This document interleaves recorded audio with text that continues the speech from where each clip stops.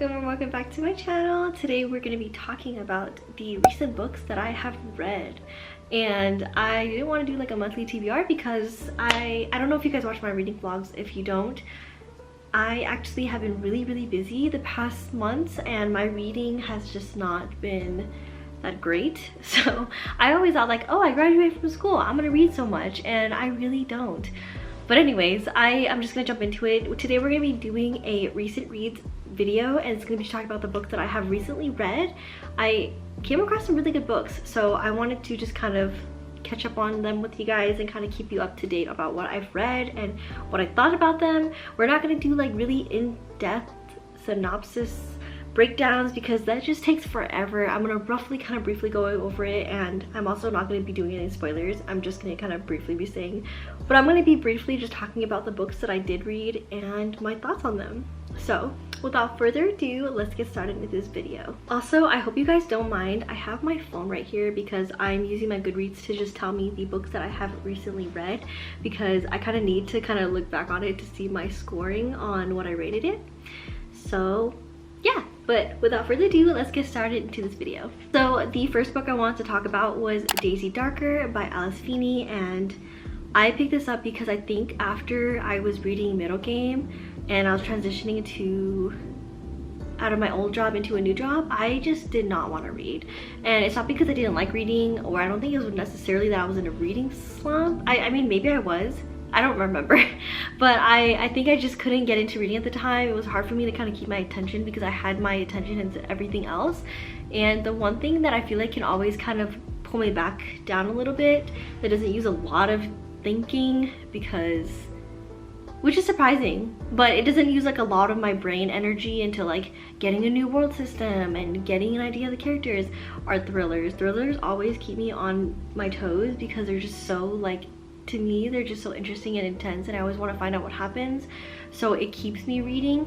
And I'm not gonna lie, I think because I was reading a thriller when my mindset wasn't the greatest at the time, it just gave me so much more anxiety. Like I had so much nightmares, and reading Alice Feeney, it wasn't like a scary book or anything. It was just kind of, what happened in the book was just messed up. But it was kind of predictable, but it was still really good. I rated it a 3-star read. I think it's because the whole punch of it didn't get to me as much. The plot twist I think I was just like, oh, I kind of figured that, I kind of expected that. But the overall storyline itself it kept me interesting, it kept me interested, and it did what it needed to do, and it kept me reading it to where I wanted to finish it. But it's about this family, and they all have to kind of reunite at a beach house, or I think it's been a while since I've read this. This was like at the end of March going into April, so it's been a minute since I can like really explain it. But I believe that this family kind of ended up coming together again after having so much like issues of their own for the longest time, and they came there for their grandmother. She wanted to do like a little reunion thing or something at the house on like a beach that they all grew up on, and they ended up getting stranded, and each person, I believe it says in the synopsis, but one person is just gone one by one, and every secret just comes out with each of those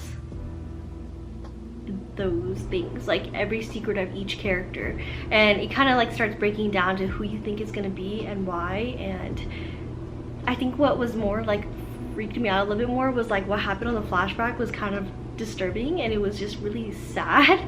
And yeah, but the overall plot twist of it wasn't anything crazy, but it did keep me interested in it. And I really like Alice Feeney's like writing style, like when it comes to her thrillers and stuff, so I really enjoyed it because I really like rock paper scissors, and that's why I picked up this one, because I had a feeling I would like this book, and it did a great job. Like I would actually still recommend it to people. It was still really good, and it kept me interested. But don't expect this one to be like a giant plot twist, because I wasn't really like that surprised on it, and I don't really read a lot of thrillers. But overall, it was really interesting finding about each character, and I can see why a lot of people kind of talk about this book, because it was toxic. Some things in it were kind of toxic.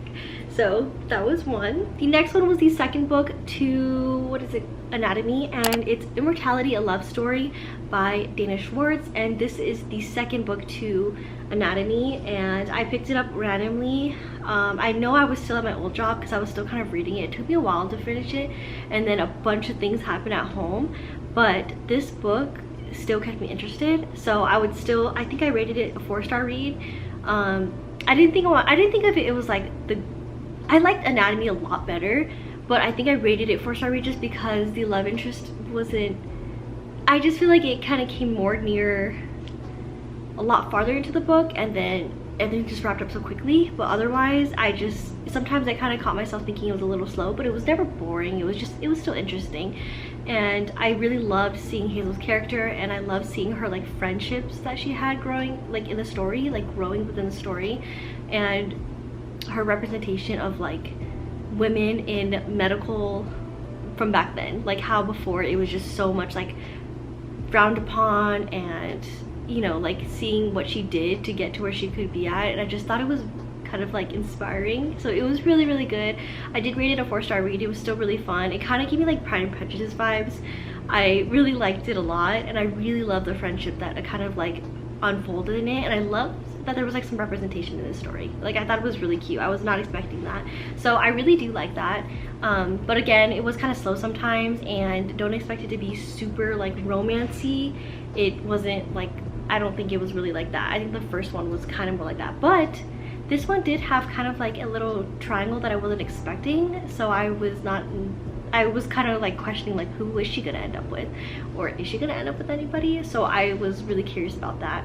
So that was the second book I ended up reading. The third book is the only book I have like a physical copy of, and it's The Layover by Lacey Walden. I actually got this as a used book from one of the bookstores I went to a long time ago, and I finally read it. I read it randomly because it's a really short read. It's like, I don't know, 200 something pages. Yeah, it was 298, not including the little epilogue in the back, and it was a good time. Like I'm not gonna lie, if you're looking for a spring summer like TBR romance, this was definitely like a good one. I also really liked how she's like a flight attendant, so you kind of got to see that, like her little, I don't know what it was, I was just in this giant mood to fly at the time, so it was kind of cool to see her talk about how much she loved being a flight attendant, and the small little details, like you know how when you're just living your daily life, there's little details about what you're doing in your daily life that you just love. Like for example, on your way to your work shift, there's a cafe that you always stop by, and there's like a garden near there that you just always see those flowers, and it's just something you kind of remember over time because of your work shift and your job. It's like one of those things, and I thought it was really cool. And it's pretty much a love story about, or a romance, it's like a rom-com about our main protagonist. She's a flight attendant, and she's finally gonna give up her wings, I think to take like a big life change. I'm trying not to spoil it for anybody, but she gives up her wings to give up like a big life change, and she, I think on her very last trip, she bumps into, and she has to work with this one other flight attendant, or he used to be a pilot. I wouldn't really say it's really enemies, but it's supposed to be like an enemies to lover. I guess it kind of is like a workplace enemies to lovers. I'm not saying that they're lovers, I'm just saying it's supposed to give you that concept trope, so that's just what I'm saying. But yeah, so it's supposed to be about more of like a workplace rivalry type thing, and she ends up having to work with this guy that she just despises, and she has her reasons and her validations for it, but also it was just one of those like, you can't make assumptions type thing. Like it was really good. I kind of did catch myself kind of thinking it was kind of cheesy sometimes, which I think I get like that a lot when it comes to like these cheesy rom-coms. Of course it's gonna be a little cheesy, but I do have to say the vibes and the ambiance it kind of gave, like in terms of like how they felt, and it was really cool to kind of peek into that little lifestyle, to see like what her flight attendant life was like, and like how she was giving it up, and then finding out more about, seeing more about the main character and just her growing and her actual like mindset and what was actually bothering her. I think a lot of these things in this book can be really relatable to you just growing up, and when it comes to like friends and work and choosing what decisions you make in life. And I just thought it was really good. It actually turned out to be a really good book, and it kind of kept me interested. Overall, I rated this a 4-star. I think I was rating this a 3.5-star read on Goodreads, but I had to bump it up. I bumped it up more to a 4 because I can't do like half stars. But I think this is like a 3.5-star, and I would still recommend it for like a spring summer vibe because it was still like a good read. It was easy, it was fast paced, and yeah, it kept me interested. It kind of slowly started getting me out of my reading slump, so I had a good amount of fun with this, and I really enjoyed it. The next book I'm going to talk about is The 7 Husbands of Evelyn Hugo, and you already know what I'm going to rate it, but I rated obviously a 5-star read. It was just so good. I knew that I was going to like this book. I had a feeling I was going to, and I heard a bunch of people like this book so much, but I did not expect to love this book so much. It made me feel so hollow inside, and it made me just question just life and humans and the things that happen to us as women. And I just think it was just one of those like books that really made me think a lot and made me feel kind of sad and hollow. Also, I forgot to say into this video, I'm sorry if you can hear my AC going off, but it's like the dead of summer right now, and I am not gonna turn off this AC because I am not trying to die. But even though I have a cardigan on, yeah. But yeah, it was just so good. I didn't know it was gonna be like this. I didn't even know that it was so weird though, because I would see people crying on this book and I always wondered what made them cry, and I see why. I see why it made them cry. I didn't cry, not because it wasn't sad. Obviously it was like heart-wrenching, but I didn't cry just because it's really hard for me to cry in books. But I can see why a lot of people cried for this book, and a lot of sad things. And obviously I had some favorite characters in this book, and I love the characters in this book. I have to say that Harry is one of my favorite characters for sure. Like, I love Harry as a character, and I love Evelyn, and I also hated her sometimes. It was just one of those books where I feel like I felt so connected to the characters, and I felt for them. I just felt so sad for them sometimes, and I felt so happy for them, and it was, the way she wrote this was so beautiful. And now I'm like starting to want to read her other books, and I'm just so interested. She doesn't write fantasy though, and I like a lot of fantasy books, but it was so good. It was super good, and I did not see anything wrong with it. Like, the writing was beautiful, the connection to the story was beautiful. It was constantly interesting. Like, I just flew through this story because I just wanted to like keep reading it. I wanted to know what was gonna happen. So I would definitely recommend it. I'm not just saying it because like the whole hype and everything and everybody loving this book. It was really good. I absolutely adored it. It was a beautifully written but hollow story. Like, it was just, made me feel so hollow. I was just so sad afterwards, and I honestly kind of got in a little read slump afterwards because I feel like I couldn't read something as good as that book for a while. So yeah, that was just a really good book, and I definitely recommend. 5-star for sure. 5 stars. The next book I read is I Hope This Doesn't Find You by Anne Liang, and I really like this book. I actually ended up picking it up randomly just because I kind of got in the mood for like, I wanted to read a book by an Asian author.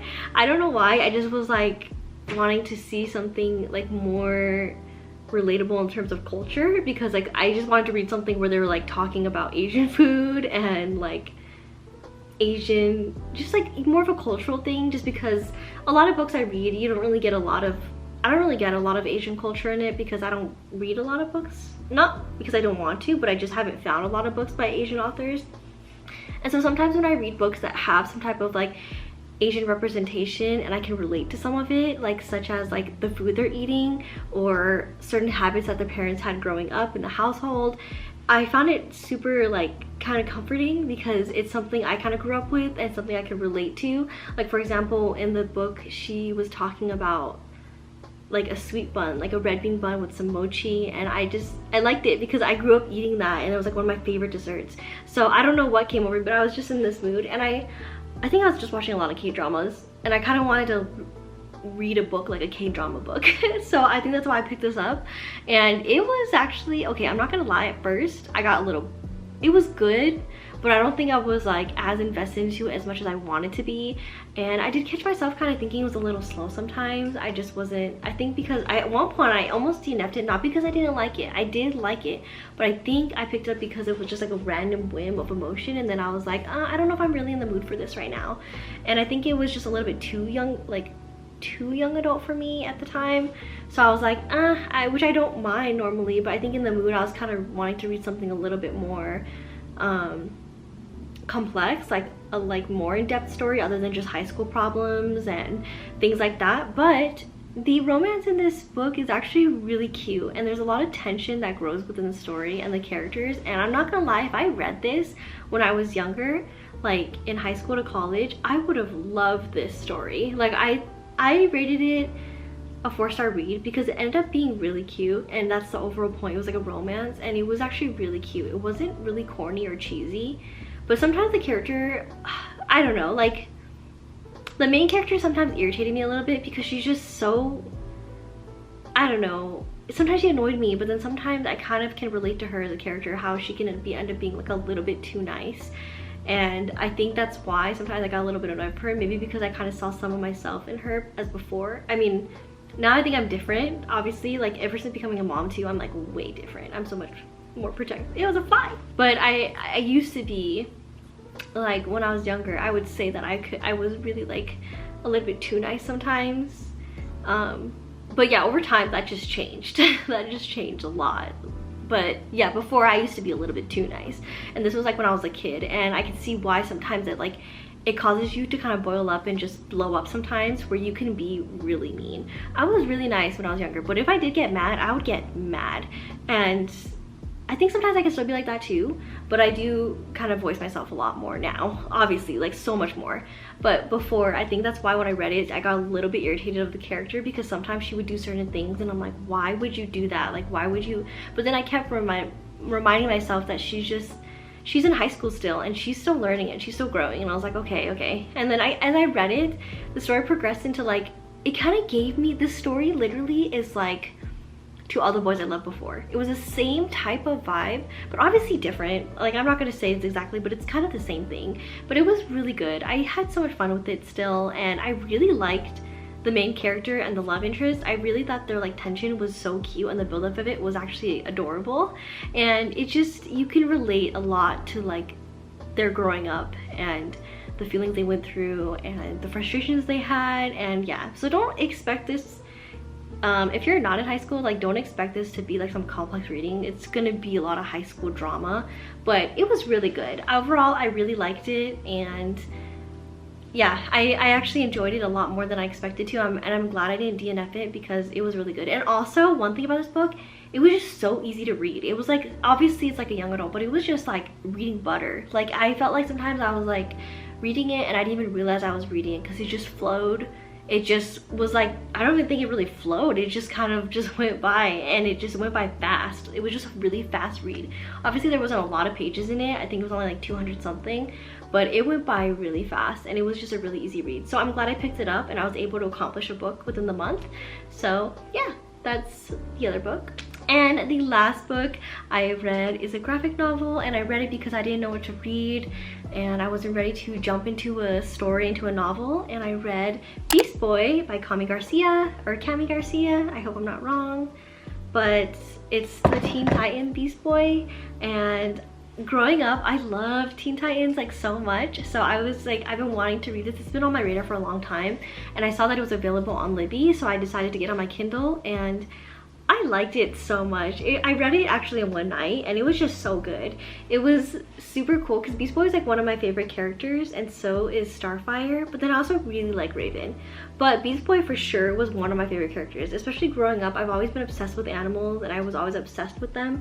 And so I always thought his power was so cool to turn into animals, and I liked how she kind of redid like more characteristics towards him, so you get to kind of see like how he was like in high school, and like the thoughts he had and his confusion, and it was just so good. Like, I think she remade this like really well, especially if you grew up watching this anime. It was really good. I just thought it kind of like brought out that like obsession I had with Teen Titans when I was younger, and I had so much fun with it. Like, it was super cool. And I'm actually reading Beast Boy Loves Raven right now, which I think this is actually, it goes into an order, like Raven's first, then it's Beast Boy, and then it's this one. But regardless or not, it's going by really well, and I'm having so much fun. I'm really enjoying her illustrations. I love how she like creates the characters. She makes it really interesting, and I had so much fun with it. It was a really quick read. So if you are into graphic novels, I would definitely recommend this one, especially if you're like, if you were a fan of Teen Titans growing up. Even if you don't obviously watch it now, it was really cool to kind of see more character development as him, as like how he would be like. It was just like kind of like reading like fan fiction. It was super good. So yeah, that was a 5-star read. But I don't want to rate it in depth because it's a graphic novel, so I can't really like rate that. But in terms of graphic novels, I would rate that on the 5-star list. That is it for all the books I read recently. I know it's not a lot. I think these are the books I've read starting from the end of March into like up to now. And yeah, I know it's not a lot, but there's some books that I wanted to still share my thoughts on and not exclude to just 1 month. But overall, I hope you guys enjoyed hearing my thoughts on everything. I hope it wasn't crazy and not making any sense. And I hope I convinced you guys to read any of these, and hopefully you guys end up liking any of these. But that is it for this video today, and I hope you guys are having a good reading month, and I will see you guys on the next video. Bye! Your hair looks longer than last June. There's so much I've been dying to know about you. Can I just... But we've been distant. Is it too soon to call pretending?